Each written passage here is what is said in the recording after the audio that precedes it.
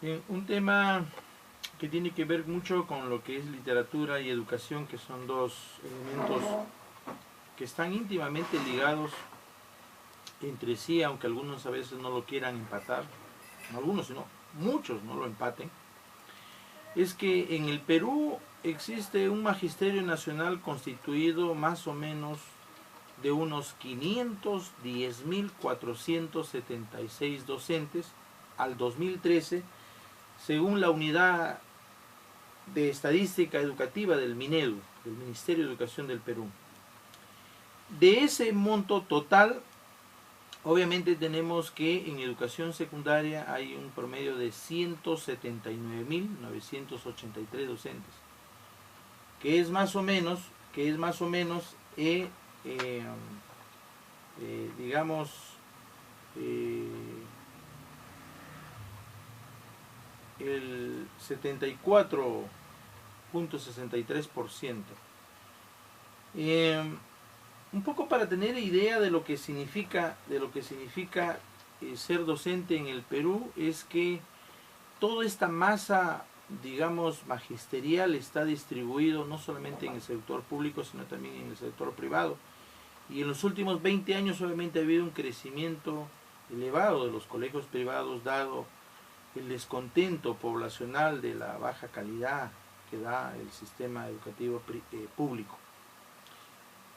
Y obviamente siempre ha habido esa lucha permanente entre el Estado y el magisterio, asusado por movimientos políticos de izquierda, ultras, y que han empleado al magisterio nacional como un caballito de batalla para hacerle la guerra. Pero han hecho la guerra al Estado, pero nunca le han hecho la guerra a la baja calidad, al analfabetismo, a las deficiencias que hay en lo que es el proceso de gestión pedagógica, que es una cosa de la que finalmente se traduce la calidad educativa. Algunos creyeron hace unos 20 años atrás que la calidad educativa se iba a lograr cuando se construyeran aulas nuevas, colegios modernos nuevos. Pues ahora se han construido, en los últimos 20 años se han construido casi el 70% de la infraestructura que hay en el país es moderno. Y yo me pregunto, ¿eso ha influido en la calidad educativa? Un edificio construido con material noble, con multimedia, con computadoras, ¿eso ha influido? En realidad ha influido muy poco, porque si nos vamos a la medición de PISA estamos en el último lugar en comprensión lectora y razonamiento matemático. O sea, ¿de qué sirvió finalmente el pretexto de decir que en el Perú el hecho de que no haya aulas modernas, eso está influyendo? O sea, lo que aquí nos estamos olvidando una cosa es que en el sistema educativo, para llevar al plano un poco a la terminología computacional, el hardware, que es la infraestructura en sí, siempre se ha creído que es lo determinante para la calidad educativa. Y en realidad lo que es la calidad educativa es el software, es la calidad humana, es decir, el tipo de docente que tenemos. Y aquí alguien va a decir, sí, pues el Estado no capacita. Falso, el Estado ha iniciado un proceso de capacitación en los últimos 20 años intenso, agresivo. Y si no fuera porque hay de alguna manera un condicionamiento, una obligación para la capacitación, estoy plenamente seguro de que no irían los profesores a la capacitación de mutuo propio. Porque obviamente en realidad hay mucho docente en el sistema magisterial de los 510.476 y picos que hoy hay al 2016, que han entrado solo por ocasión o solo por conveniencia laboral y no por vocación. Son profesores que de alguna manera no pudieron ingresar a las carreras profesionales más competitivas como medicina, derecho, ingeniería,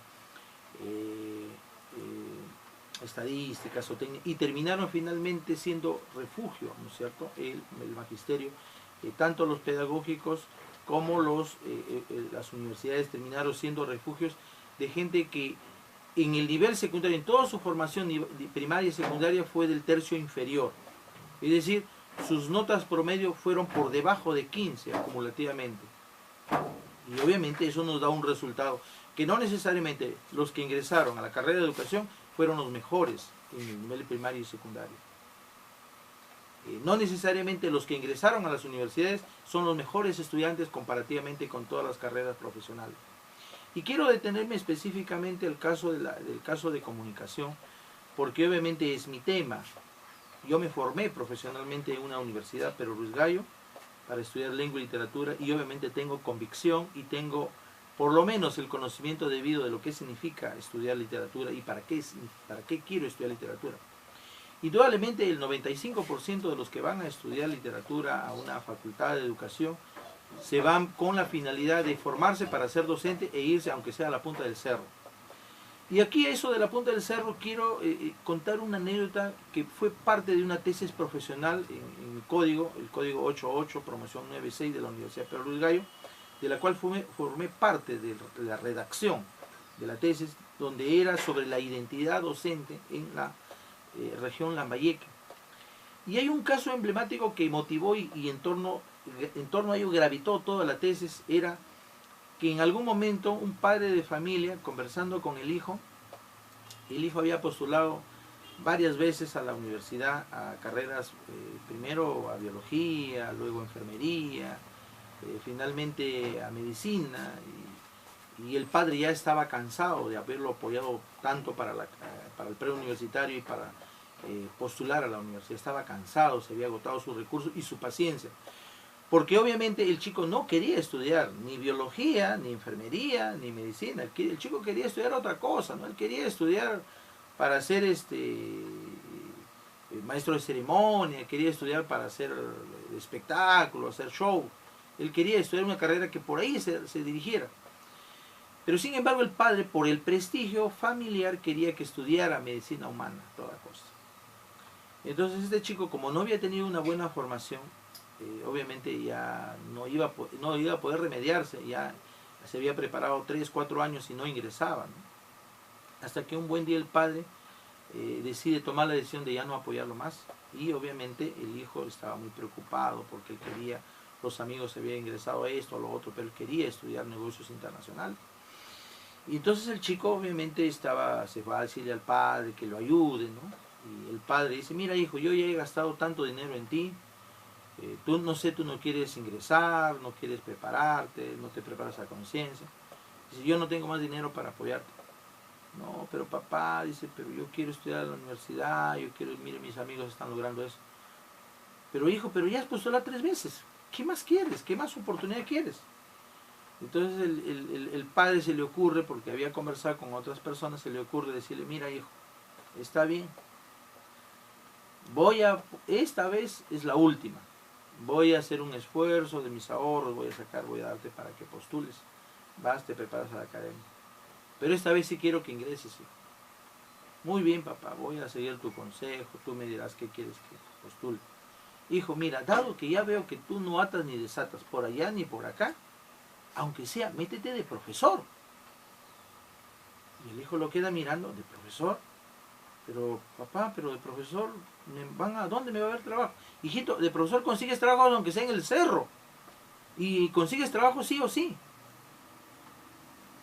Entonces, ese término de aunque sea de profesor demuestra la minusvaloración social que hay con respecto a la carrera. O sea, aquí tenemos 2 factores. Por un lado es la persona que no logró ingresar a otras carreras profesionales competitivas, y por otro lado es lo que el padre, el concepto generalizado que tiene el padre sobre la carrera de educación, aunque sea de profesor. O sea, termina estigmatizando y termina minusvalorando una carrera. En otras palabras, ese chico logró ingresar porque obviamente era más fácil ingresar a educación. De todas las carreras, de las 24 carreras profesionales que hay aquí en la Pedro Luis Gallo, es la más fácil de ingresar, con la que se ingresa con menos puntaje. Entonces, eso nos da una idea a nosotros, en realidad, de qué clase de docente tenemos en el aula. ¿Qué clase de docente tenemos? El último estudiante de su formación primaria y secundaria. El estudiante que no logró ingresar a carreras competitivas. Y finalmente logra ingresar a educación porque era lo último que le queda, la última opción, ¿no? Y el padre resignado, ¿no es cierto?, estigmatiza pues a todo el magisterio nacional, aunque sea de profesor. Quiere decir que el profesor es cualquiera. Probablemente no sean los 510.000 que existen en el magisterio nacional, no lo sean, porque tampoco no es generalizar. Pero creo que sí hay un 5% de esos 510.476 docentes que han ingresado a la carrera por vocación docente, creo que el magisterio fuera otro, la calidad educativa fuera otro, el resultado de las evaluaciones fuera otro. Claro, es fácil echarle la culpa al Estado, todo eso. Ya dije que hace 20 años la infraestructura educativa era muy precaria y hoy, al 2016, la infraestructura ha mejorado. En escuelas rurales, los pueblitos más alejados, encontramos edificios tan modernos que inclusive superan, y es de envidia para los colegios en la zona urbana. Que sigue habiendo escuelas donde todavía sí, pero aquí hay una gran lección, una gran lección. Desde hace 20 años se vienen construyendo escuelas modernas en zonas rurales. Y yo me pregunto, ¿ha mejorado o sea, hay una justa correspondencia de esa inversión educativa en la calidad de los aprendizajes y los resultados que obtenemos de evaluaciones internacionales en comprensión lectora y razonamiento matemático? No. O sea, no es determinante que se construya una infraestructura nueva y que eso implique calidad. Lo que sí creo que es determinante es que los docentes tomen conciencia de su rol vocacional, que obviamente no lo tienen, porque han tomado el magisterio como cachuelo y terminan finalmente parasitando de un sistema educativo y estafando a la población en general. Yo creo que eso es lo que ocurre, que lamentablemente el nombramiento ha hecho mucho daño, porque termina finalmente el que está nombrado, protegido y blindado por todos lados con sus derechos laborales. Y esos son los que hacen huelga, son los que no cumplen con sus actividades, son los que no dan un minuto más después de haber culminado sus clases, son los que de alguna manera no asisten a las reuniones, son los que piden licencias, son los que... O sea, en otras palabras, el día que tú termines nombrado, ese día adquiriste la inmunidad y la cosa para decir todo, que no ocurre con un contratado que sí trata de hacer méritos hasta lograr el nombramiento. Una vez que logras el nombramiento, te sientes intocable y te sientes impune ante todo. Creo que eso es lo que hace daño. Y obviamente cuando hace unos 8 o 10 años atrás el Estado intentó evaluar, hubo toda una revuelta, una rebelión en la granja de todo el Magisterio Nacional, apoyado obviamente y encubierto por el SUTEP, ¿no? Que es el organismo que más daño ha hecho a la educación peruana, porque la cantidad de horas perdidas, digamos, en clase que se ha hecho durante los 30 años supera grandemente, creo que a cualquier país, porque se ha hecho tanto daño y no se le ha hecho daño al Estado, se le ha hecho daño a la población, al pueblo peruano, a los jóvenes que hoy están ya en los 30, 40, 50 años, se les hizo daño a ellos, porque se les entregó una calidad deficiente. Es decir, el nombramiento para mí constituye un daño de por vida al docente. Lamentablemente en la práctica se traduce en eso. Y obviamente eso también tiene mucho que ver con los desempeños, porque un docente que hoy percibe alrededor de entre los 400 y hasta $1.800 en el Perú, de acuerdo a la escala magisterial, el docente sigue sintiéndose pobrecito. Lo mínimo que gana hoy un docente que ingresa en el primer nivel de la escala magisterial como contratado, lo mínimo que gana son un promedio de $450. $450. Cosa que no ocurre en Cuba, que gana $100 y obviamente ahí no dicen nada, ¿no? Ahí al contrario aplauden al barbón, ¿no? Entonces, creo que aquí también falta un poco de sensibilidad y creo que la población misma no toma conciencia de exigirle al docente, ¿no es cierto?, una mejora sustantiva en la calidad de sus desempeños en el aula. Y eso porque obviamente se ha satanizado mucho al Estado y todo se le ha echado la culpa al Estado, ¿no? O sea, el fracaso de la educación no lo tienen los docentes, lo tiene el Estado, pero el Estado es un ente abstracto, lejano, y es un ente, digamos, los gobiernos son entes provisionales de 5 años y luego viene otro, y es una cadena que nunca va a acabar. Pero yo me pregunto, los docentes que están en el sistema privado, ¿no?, que son alrededor de 167.525 según la Unidad Estadística Educativa del Minero. Yo me pregunto, ¿esos docentes hacen huelga? ¿Esos docentes no preparan clase? ¿Esos docentes no presentan sus instrumentos de gestión pedagógica? No. ¿Esos docentes llegan tarde? No. ¿Esos docentes salen a la hora que se les antoja? No. ¿Esos docentes el día que no trabajan ganan? No. Esos 167.525 que trabajan en el sector privado, si no trabajan no ganan, no tienen derecho a huelga. Alguien dirá, pero bueno, se está conculcando sus derechos. Sí, pues es que hay tanto pedido. O sea, yo creo que el síndrome de aquel que más pide es el que menos da. Aquel que está exigiendo derechos por la calle, la reivindicación de nuestros derechos como docentes. Esos dirigentillos son los que menos dan, son los más mediocres, son los que tienen licencia, los que no están en aula, en contacto, son los que tienen menos calidad educativa, menos desempeño, calidad de sus empeños profesionales. Son los eternos dirigentes que siempre han pedido licencia. Igual, ellos están más preocupados en hacer la huelga para poder justificar, ¿no es cierto?, su licencia sindical. Para mí, esa gente no debería estar en el magisterio. Miren, pero aquí casi hay un equilibrio de fuerzas, ¿no? Digamos, hoy hay un 25.37%. De todos los docentes ocupados, hoy hay un 25.37%. Cosa que no lo había hace 20, 30 años atrás. Hace 20, 30 años atrás, casi era el 95% eran docentes que estaban ocupados por el Estado peruano. Hoy, como que se ha producido casi un contrapeso, ¿no es cierto? Solamente el 74.63% hoy son docentes que dependen del Estado peruano. Pero que hay una gran diferencia. Una gran diferencia. Los docentes que están en el sistema público y que ganan el sueldo más mínimo, que son alrededor de $450, que aparentemente es algo irrisorio, una boca, pero si lo ponemos comparativamente, ¿cuánto gana un docente en el sector privado? Esto es de Ripley y esto es para no creer. Un docente en el sector privado que enseña las 24 horas pedagógicas a la semana, en el sector privado, está entre los 220 y los $300. Es decir, gana mucho menos que uno que está en el público. ¿Y dónde está que los docentes son pobrecitos? Los docentes que están ocupados y pagados por el Estado peruano no son los menos pagados. Ni tampoco vamos a decir que son los más pagados de todos los servidores públicos. Pero están en un nivel promedio. Porque si, ahora, ese docente que trabaja en el sector privado con un promedio de $250 comparado con el otro que le lleva $200 de delantera, pues los desempeños profesionales son diferenciados.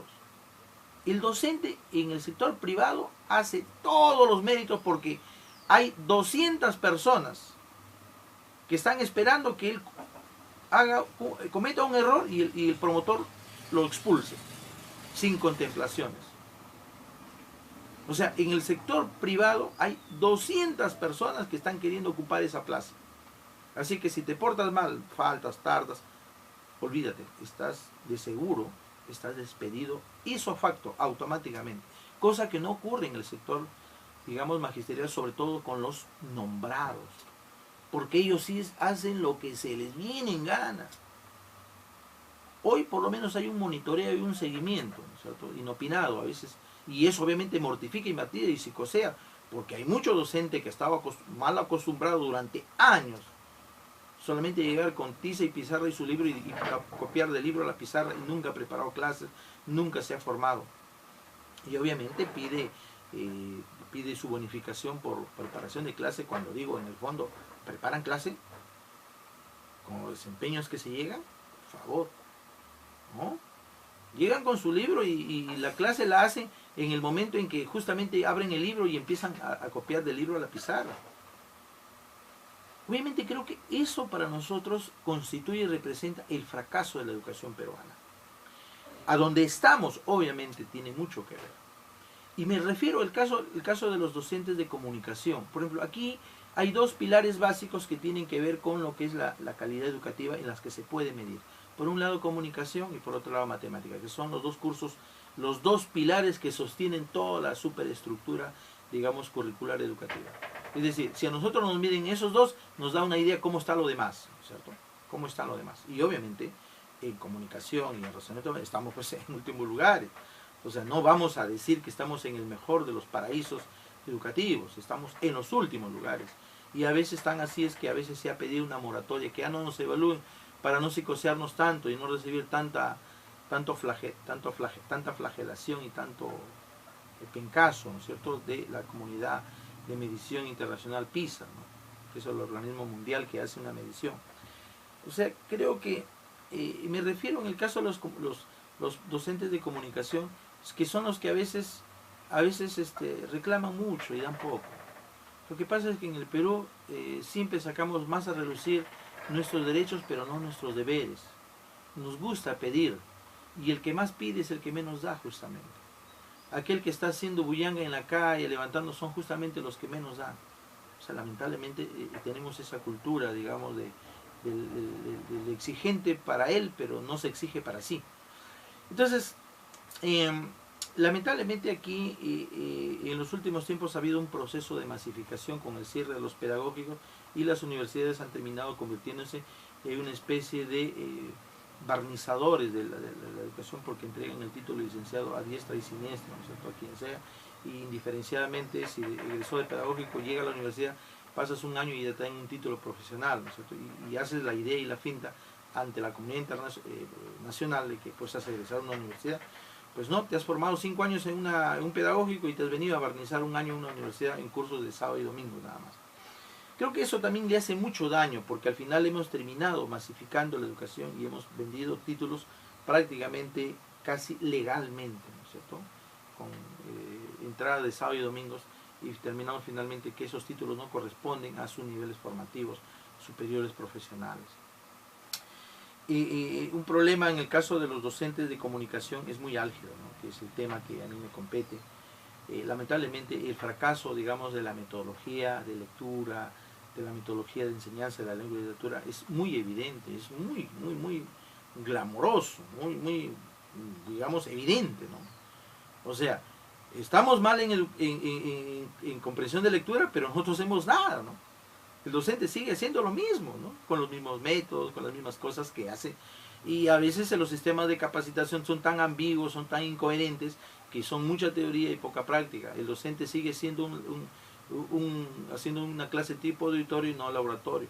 El docente sigue queriendo promover creatividad, pero desde la pizarra, ¿no?, pidiendo lo que él no da. Entonces eso indudablemente juega un punto en contra, digamos, de la calidad educativa en cuanto a la comunicación, porque indudablemente parte de las competencias y de las capacidades que queremos promover desde el punto de vista de la oralidad, de la escritura, de la creatividad, de la interpretación de textos, pues está truncado, ¿no? Es un saludo a la bandera, es un deseo muy lírico y que termina finalmente siendo lo mismo, ¿no? O sea, nuestros estudiantes siguen teniendo las mismas deficiencias de hace 10, 15, 20 años. Quizá ha habido una mejora, pero indudablemente tenemos un punto en contra, que los estudiantes no quieren leer ahora, porque el docente no forma hábitos lectores. El docente viene y entrega conocimiento y nada más, ¿no es cierto?, no forma hábitos lectores. No hay la hora de lectura, no hay el proceso de que el estudiante pueda sensibilizarse a través de la lectura, no lo hay, ¿no es cierto? El docente sigue siendo el gramaticalista que empieza la clase, digamos, y la termina, ¿no es cierto?, copiando todo en pizarra, y luego eso se traslada al cuaderno del estudiante, y eso es todo lo que hace, ¿no? Lamentablemente todavía creo que los docentes de comunicación no son bien seleccionados.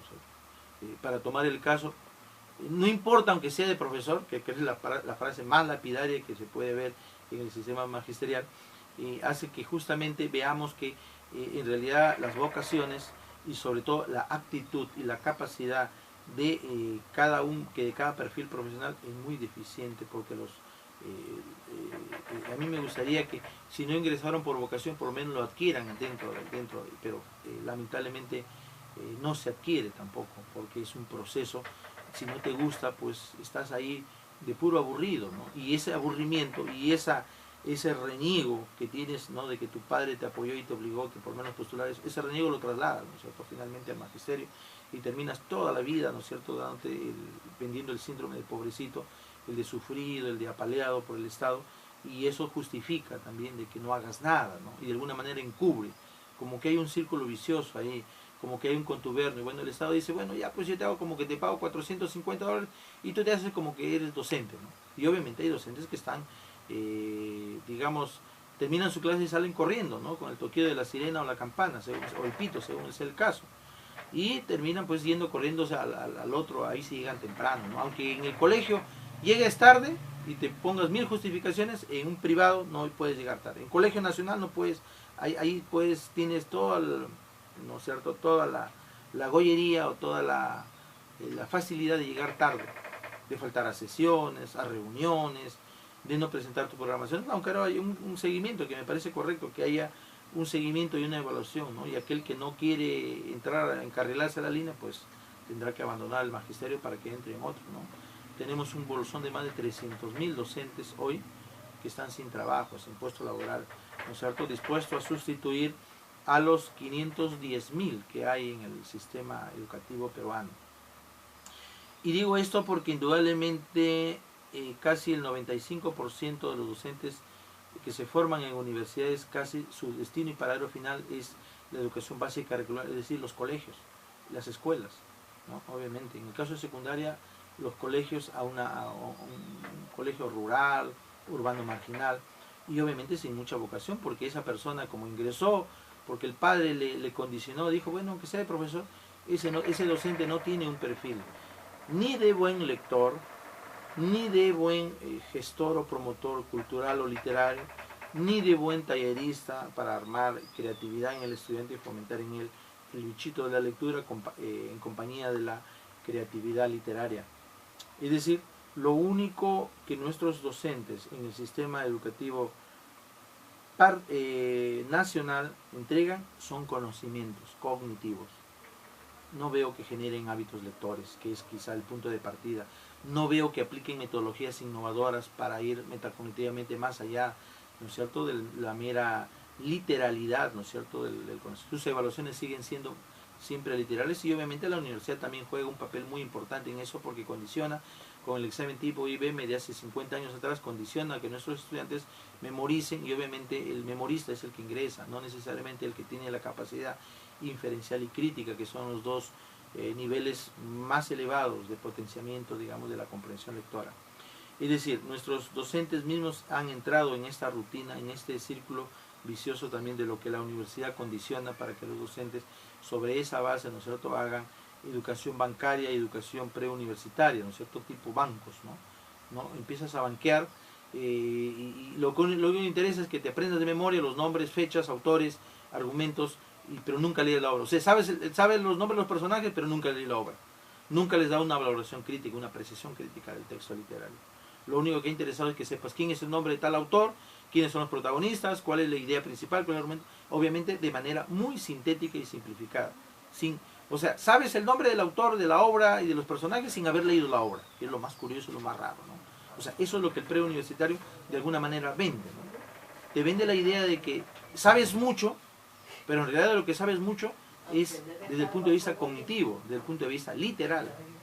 Pero lo que no sabes mucho es que no te han desarrollado la otra capacidad de crítica y de comprensión de un texto, para empezar a valorarlo, para hacer un enjuiciamiento crítico, para discernir, inferir, deducir y finalmente crear, que es una de las el pináculo, digamos, de todo el proceso cognitivo, ¿no es cierto?, creativo. O sea, creo que finalmente el fracaso educativo está por ahí y quizá tenga otras aristas más. Alguien dirá, pues no hay bibliotecas. Sí, pues hay bibliotecas.